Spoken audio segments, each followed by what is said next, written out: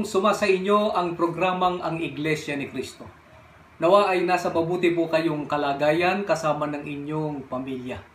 Pinabati po namin ang mga kapatid po natin sa lokal po ng La Loma, sa distrito po ng Quezon City. Gayon din po ang mga kapatid po natin sa lokal po ng North Diversion, sa distrito po ng Metro Manila North. Maging ang mga kapatid po natin sa lokal po ng Iba May Kawayan, sa distrito po ng Bulacan South. Mga kaibigan, sana'y samahan po ninyo kami sa kabuuan ng episode na ito. Kapag inaanyayahan po namin ang mga tao na umanib sa Iglesia ni Cristo, ang iba po ay pumapayag pagkatapos po nilang marinig ang mga aral ng ating Panginoon Diyos at ganap na sumampalataya. Ang iba naman po ay ayaw. Mayroon na raw po silang relihiyon na kinabibilangan, bakit pa raw namin sila inaanyayahan? Subalit, kung malalaman lamang po ng lahat ng tao kung gaano kahalaga ang tunay na iglesia ayon sa Biblia, ay tiyak po na marami ang hindi tatanggi na umanib dito. Pag-aralan po natin, gaano nga po ba kahalaga ang tunay na iglesia? Meron po ba itong malaking kinalaman para ang tao ay makagawa ng mabuti para sa kanyang ikababanal at ikaliligtas? Itanong po natin sa Biblia, paano po ba tayo makagagawa ng mabuti na siyang ating ikababanal at ikaliligtas? Pakinggan po natin ang sagot na nakasulat po dito sa Efeso, sa 2 at 10. Sapagkat tayo'y kanyang gawa, na nilalang kay Kristo Jesus para sa mabubuting gawa na mga inihanda ng Diyos ng una upang siya nating lakaran. Ang sabi po ni Apostol Pablo, tayo ay kanyang gawa na nilalang kay Kristo Jesus para sa mabubuting gawa. Sa makatwid, ang kalooban po ng ating Panginoon Diyos ukol po sa mga tao ay sila'y malalang sa ating Panginoong Jesucristo para po sa mabubuting gawa. Alin kaya ang mabuti na nais po ng ating Panginoon Diyos na magawa ng tao, kaya nilalang siya sa ating Panginoong Jesucristo? Pakinggan po natin ang nakasulat dito po sa Roma, sa 7 at 12. Kaya nga, ang kautusan ay banal, at ang utos ay banal, at matuwid at mabuti. Sa makatwid, para po magawa o masunod ng tao ang mabuti, na siya nga pong kautusan ng ating Panginoon Diyos, ay kailangan siyang malalang sa ating Panginoong Jesucristo. Kaya sa pagkapanukala ng Panginoon Diyos, kailan pa po niya itinalaga ang tao sa pagkukupkop sa pamamagitan ng ating Panginoong Jesucristo upang mapatawad sa kasalanan at maligtas. Dinggin po natin ang pahayag na nakasulat po dito sa Efeso, sa 1:5 at 7. Na tayo'y itinalaga niya ng una pa sa pagkukupkop na tulad sa mga anak sa pamamagitan ni Jesucristo sa ganang kanya, ayon sa minagaling ng kanyang kalooban, na sa kanya'y meron tayo ng ating katubusan sa pamamagitan ng kanyang dugo, na kapatawaran ng ating mga kasalanan ayon sa mga kayamanan ng kanyang biyaya. Ang sabi po ni Apostol Pablo, tayo'y itinalaga niya ng una pa sa pagkukupkop na tulad sa mga anak sa pamamagitan ni Kristo. Kaya talaga pong mulat-mula pa, ay ito na po ang panukala ng ating Panginoon Diyos. Ito na po ang kalooban niya para po sa lahat ng mga tao. Na ang tao po ay malalang o maitalaga sa ating Panginoong Hesukristo. Paano po matutupad ang kalooban ng Panginoon Diyos na malalang sa ating Panginoong Hesukristo ang tao? Sasampalataya lamang po ba sa ating Panginoong Hesukristo? Pakinggan po natin ang sagot dito po sa Efeso. Sa 1 at 10 ay ganito po ang ating mababasa. Sa pagiging katiwala sa kaganapan ng mga panahon, upang tipunin ang lahat ng mga bagay kay Kristo. Ang mga bagay na nangasa sa kalangitan at ang mga bagay na nangasa ibabaw ng lupa, sa Kanya sinasabi ko. Ayon po sa Biblia, matutupad ang kalooban ng ating Panginoon Diyos na ang mga tao po ay malalang o maitalaga sa ating Panginoong Kristo sa paraang sila po ay matipon sa ating Panginoong Kristo. Kaya hindi po basta sasampalataya lang sa ating Panginoong Kristo. E paano po matitipon sa ating Panginoong Kristo ang mga tao? Pakinggan po natin ang sagot dito po sa Efeso sa 1:20 hanggang 23. Na Kanyang ginawa kay Kristo nang ito'y Kanyang buhaying mag-uli sa mga patay at pinaupo sa Kanyang kanan sa sangkalangitan, sa kaiba-ibabawan ng lahat na pamunuan at kapamahalaan at kapangyarihan at pagkasakop, at sa bawat pangalan na ipinangungusap, hindi lamang sa sanlibutang ito kundi naman sa darating. At ang lahat ng mga bagay ay pinasuko niya sa ilalim ng Kanyang mga paa. At siyang pinagkaloobang maging Pangulo ng lahat ng mga bagay sa Iglesia, na siyang katawan niya, na kapuspusan niyaong pumupuspos ng lahat sa lahat. Ayon po kay Apostol Pablo, ang ating Panginoong Kristo, ang pinagkalooban po ng ating Panginoon Diyos na maging Pangulo ng lahat ng mga bagay sa Iglesia, na siyang katawan niya o katawan ng ating pong Panginoong Kristo.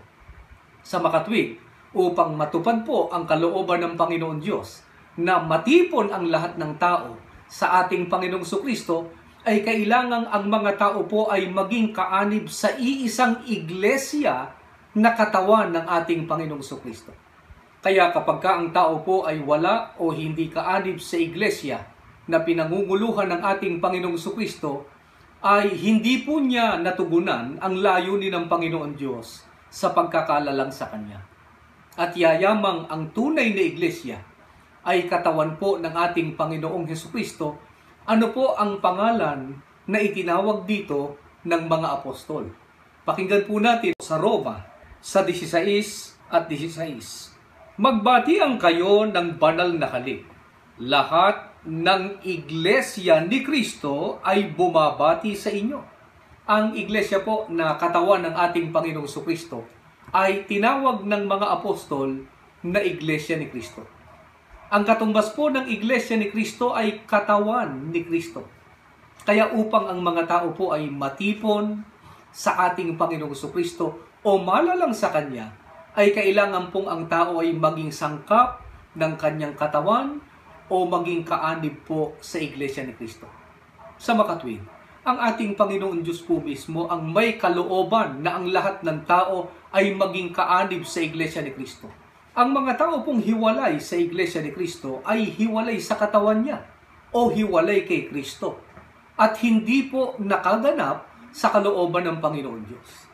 Ano po ang masamang sasapitin ng mga taong hiwalay kay Kristo o hiwalay sa Iglesia ni Kristo?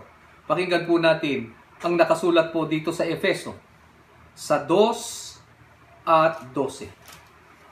Na kayo ng panahong yaon ay mga hiwalay kay Kristo, na mga di kabilang sa bansa ng Israel at mga taga-ibang lupa tungkol sa mga tipan ng pangako, na walang pag-asa at walang Diyos sa sanlibutan.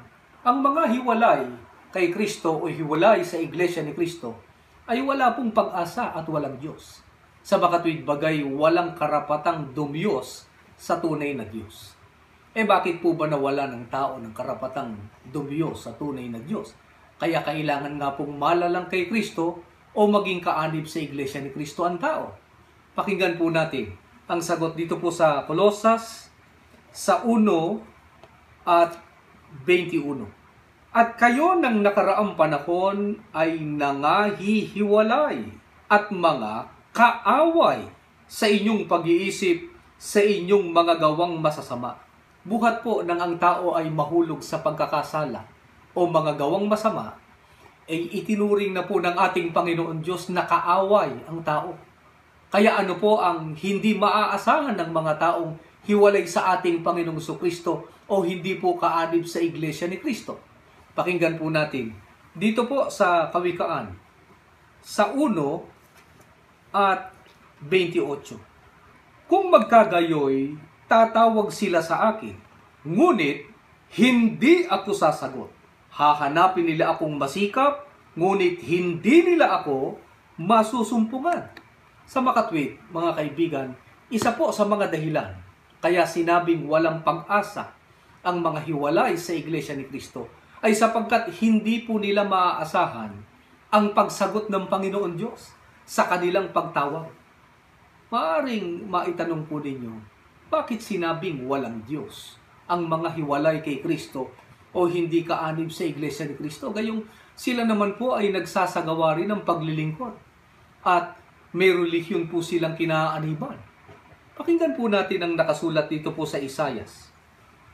Sa 59 at 2, ganito po ang pahayag. Kundi pinapaghiwalay ng inyong mga kasamaan kayo at ang inyong Diyos, at ang inyong mga kasalanan ay siyang nagpakubli ng kanyang mukha sa inyo upang siya'y huwag makinig. Sa makatwid ay napakasama po ng kalagayan sa harap ng Panginoon Diyos ng mga hiwalay sa Iglesia ni Kristo. Hindi po sasagot ang ating Panginoon Diyos sa kanilang pagtawag at hindi po niya tatanggapin ang kanilang paglilingkod kahit na meron silang relihiyon na kinabibilangan. Wala po silang karapatan o pribilehyo na dumiyos sa tunay na Diyos. Ito pong dahilan. Kaya po binanggit sa Biblia na walang Diyos sa sanlibutan. At ang lalong mabigat na sasapitin po ng mga hiwalay sa Iglesia ni Kristo ay magbabayad po sila ng kanilang kasalanan. Ano po ang kabayaran ng kasalanan? Ayon po sa itinakda ng Panginoon Diyos. Pakinggan po natin ang nakasulat dito po sa Roma, sa 6 at 23. Sapagkat ang kabayaran ng kasalanan ay kamatayan. Ayon po sa Biblia, itinakda ng Panginoon Diyos na bayaran ng tao ang kasalanan na kanyang nagawa. At ang kabayaran ng kasalanan ay kamatayan. Subalit, nangangahulugan po ba na kapag ang tao ay namatay o nalagutan ng hininga ay ganap na po niyang nabayaran ang kanyang mga kasalanan? Hindi pa po. Sapagkat meron pang kamatayan na siyang ganap na kabayaran ng kasalanan na binabanggit sa Biblia. Alin po ang kamatayan na siyang ganap na kabayaran ng kasalanan? Narito po ang sagot na nakasulat sa Apokalipsis sa 20 at 14. At ang kamatayan at ang Hades ay ibinulid sa dagat-dagatang apoy. Ito ang ikalawang kamatayan. Sa makatwid ay ang dagat-dagatang apoy. Ang ganap po na kabayaran ng kasalanan ay ang ikalawang kamatayan sa dagat-dagatang apoy. Ang tao po ba kapag ibinulid sa dagat-dagatang apoy ay malalagutan ng hininga? Pakinggan po natin ang nakasulat dito sa Apokalipsis. Sa 14, 10 hanggang 11. Ay iinom din naman siya ng alak ng kagalitan ng Diyos, na nahandang walang halo sa inuman ng kanyang kagalitan. At siya'y pahihirapan ng apoy at asupre sa harapan ng mga banal na anghel at sa harapan ng kordero. At ang usok ng hirap nila ay napaiilang lang magpakailan-kailanman. At sila'y walang kapahingahan araw at gabi. Silang mga nagsisamba sa hayop at sa kanyang larawan. At sino mang tumatanggap ng tanda ng kanyang pangalan. Ang tao po kapag ibinulid na sa dagat-dagatang apoy ay hindi malalagutan ng hininga. Sapagkat ayon po sa Biblia ay sila'y pahihirapan doon araw at gabi, magpakailan-kailanman. Sino po ang tiyak na parurusahan sa ikalawang kamatayan sa dagat-dagatang apoy? Pakinggan po natin ang sagot dito po sa Ezekiel, sa 18 at 4. Narito, lahat ng kaluluwa ay akin. Kung paano ang kaluluwa ng Ama, gayon din ang kaluluwa ng Anak ay akin. Ang kaluluwa na nagkakasala ay mamamatay. Ang tao pong nagkasala ay nakataan sa kaparusahan sa dagat-dagatang apoy. Lahat po ng tao, maliban sa ating Panginoong Jesucristo, ay nagkasala. Yan po yung nakasulat sa Roma 5:12 at 1 Pedro 2:21 hanggang 22. Kaya lahat po ng tao ay nangangailangan ng kaligtasan. Kaya dapat pong sundin ng tao ang pamamaraang itinuro ng ating Panginoong Jesucristo sa ikaliligtas sa parusa sa kamatayan sa dagat-dagatang apoy. Ano po ang itinuro ng ating Panginoong Jesucristo? Na ikaliligtas sa parusa sa kamatayan sa dagat-dagatang apoy. Pakinggan po natin dito po sa Juan, sa 1 at 12. Datapwat ang lahat ng sa kanya'y nagsitanggap, ay pinagkalooban niya sila ng karapatang maging mga anak ng Diyos. Sa makatwid bagay ang mga nagsisisampalataya sa kanyang pangalan. Sa Ebanghelyo ng ating Panginoong Jesucristo ayon kay Apostol Juan, ay itinuro po na kailangang ang tao ay sumampalataya sa ating Panginoong Jesucristo. Gaano po kahalaga ang pagsampalataya sa ating Panginoong Jesucristo? Pakinggan po natin dito po sa Juan, sa 3 at 18. Ang sumasampalataya sa Kanya ay hindi hinahatulan. Ang hindi sumasampalataya ay hinatulan na, sapagkat hindi siya sumasampalataya sa pangalan ng bugtong na anak ng Diyos. Ayon po sa Panginoong Jesucristo, ang sumasampalataya sa Kanya ay hindi hinahatulan. Sa makatwid, ang tunay na sumasampalataya sa ating Panginoong Jesucristo ay maliligtas po sa hatol ng ating Panginoon Diyos na walang hanggang kapahamakan sa dagat-dagatang apoy. Paano po makikilala ang tunay na sumasampalataya sa ating Panginoong Jesucristo at kumikilala sa Kanya bilang Panginoon? Sinusunod po nila ang utos ng ating Panginoong Jesucristo. Gaya po ng nakasulat sa Lucas 6:46. Ano po ang utos ng ating Panginoong Jesucristo na dapat pong sampalatayanan at sundin ng tao upang maligtas? Pakinggan po natin ang pahayag mismo ng ating Panginoong Jesucristo dito po sa Juan, sa 10 at 9. Ako ang pintuan, ang sino mang taong pumasok sa akin ay siya'y maliligtas. Utos po ng ating Panginoong Jesucristo na ang tao ay pumasok sa Kanya. Ano po ang tiniyak ng ating Panginoong Jesucristo sa mga pumasok sa Kanya? Maliligtas po. Paano po ang pagpasok sa ating Panginoong Jesucristo? Paano po sila makikilala? Pakinggan po natin dito po sa Efeso, sa 3 at 6. Na ang mga hintil ay mga tagapagmana at mga kasangkap ng katawan at mga may bahagi sa pangako na kay Kristo Jesus sa pamamagitan ng Ebanghelyo. Ang mga hintil po na tinutukoy ni Apostol Pablo na mga nakapasok sa ating Panginoong Jesucristo ay naging mga kasangkap ng katawan. Alin po ang katawan? Narito po ay dapat maging sangkap o kaanib upang makapasok sa ating Panginoong Jesucristo at maligtas. Pakinggan po natin dito sa Kolosas sa 1 at 18. At siya ang ulo ng katawan sa makatwid bagay ng iglesia. Ang katawan po ay ang iglesia na pinangunguluhan ng ating Panginoong Jesucristo. At dahil po ang iglesia ay katawan ng ating Panginoong Jesucristo at siya po ang ulo nito, gaya po ng binasa natin kanina sa Roma 16:16, ang pangalan po ng iglesyang ito ayon sa pagtuturo ng mga apostol ay Iglesia ni Cristo. Sa makatwid, Iglesia ni Cristo po ang pangalan ng iglesia na katawan ng Panginoong Jesucristo.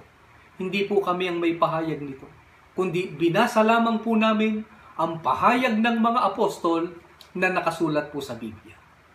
Ano po ang kalagayan ng mga naging sangkap o kaanib sa iglesia? Sa Roma, sa 12:4 hanggang 5, ay ganito po ang ating mababasa. Sapagkat kung paanong sa isang katawan ay mayroon tayong maraming mga sangkap at ang lahat ng mga sangkap ay hindi pareho ang gawain, ay gayon din tayo na marami ay iisang katawan kay Kristo at mga sangkap na sama-sama sa isa't isa.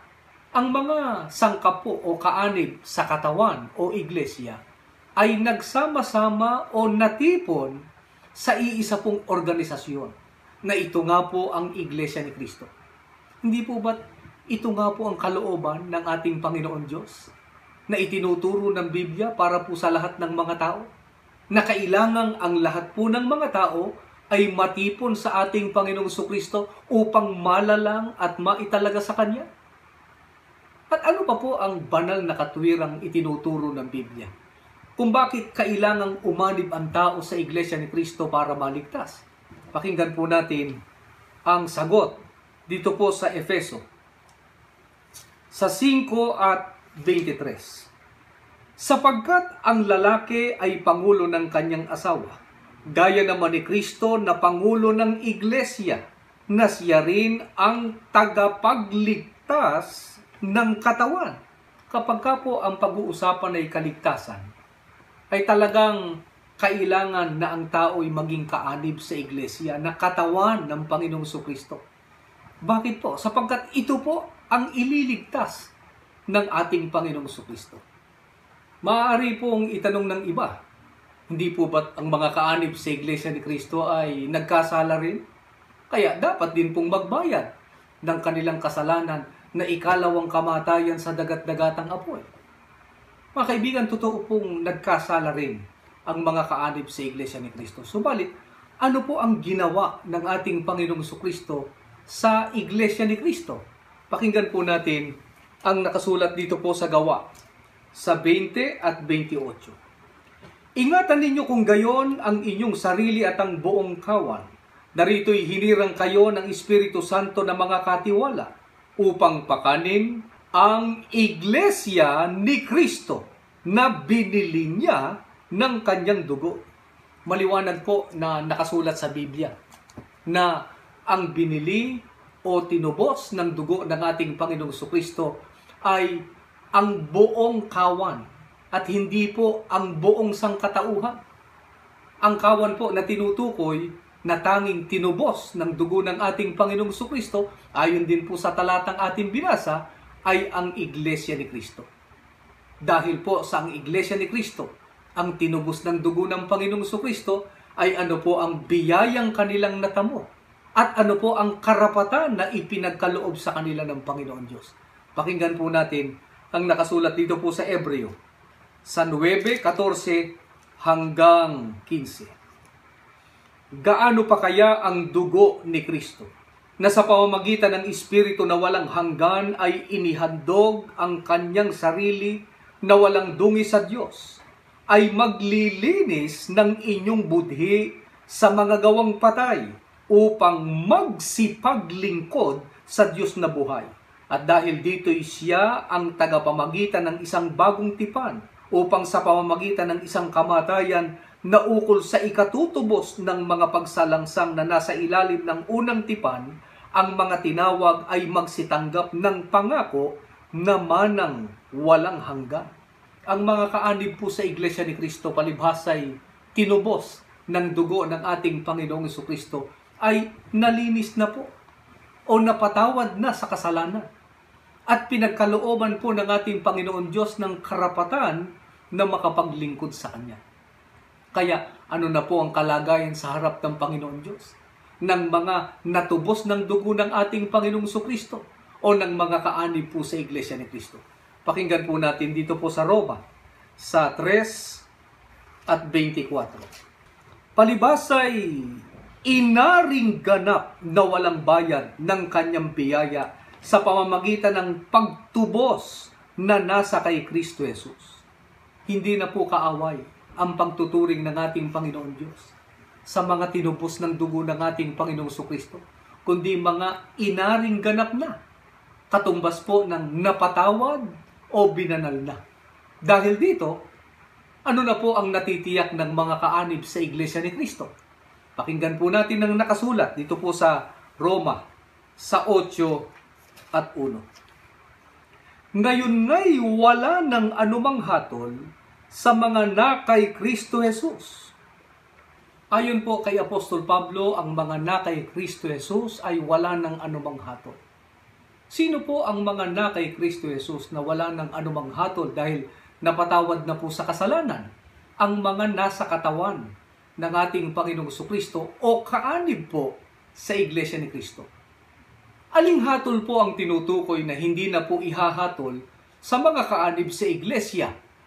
Ang hatol po o parusa sa mga nagkasala na siyang ikalawang kamatayan sa dagat-dagatang apoy.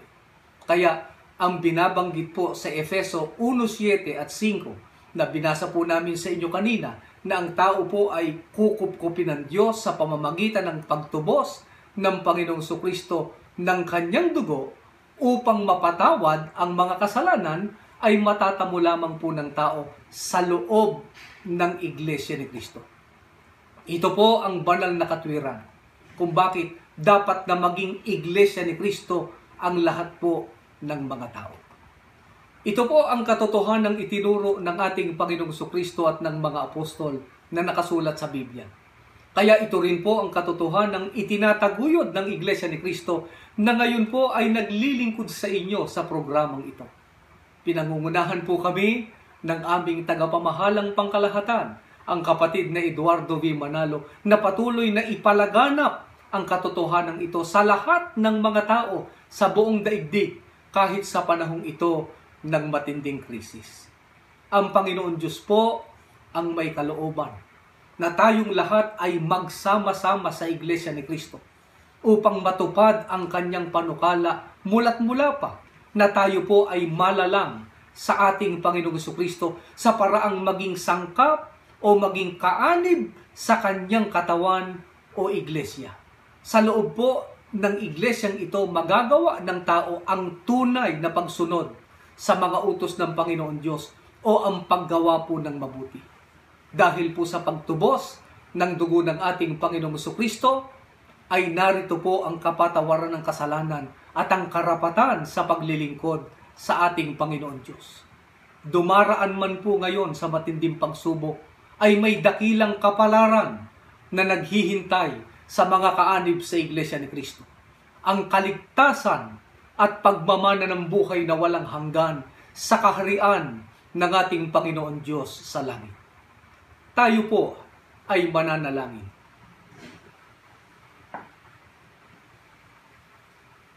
Panginoon po namin Diyos, salamat po ng maraming sa iyo, sapagkat sa pamamagitan ng iyong mga aral na nakasulat sa Biblia, naihayag po namin sa aming mga taga-subaybay ang iyong panukala para sa lahat ng mga tao na malalang sa Panginoong Kristo sa paraang maging sangkap ng kanyang katawan o maging kaanib po sa Iglesia ni Kristo para masaklaw ng pagtubos ng dugo ng iyong bugtong na anak, mapatawad sa kasalanan, at magkaroon ng karapatang maglingkod sa iyo, at magmana ng kaligtasan pagdating ng dakilang araw.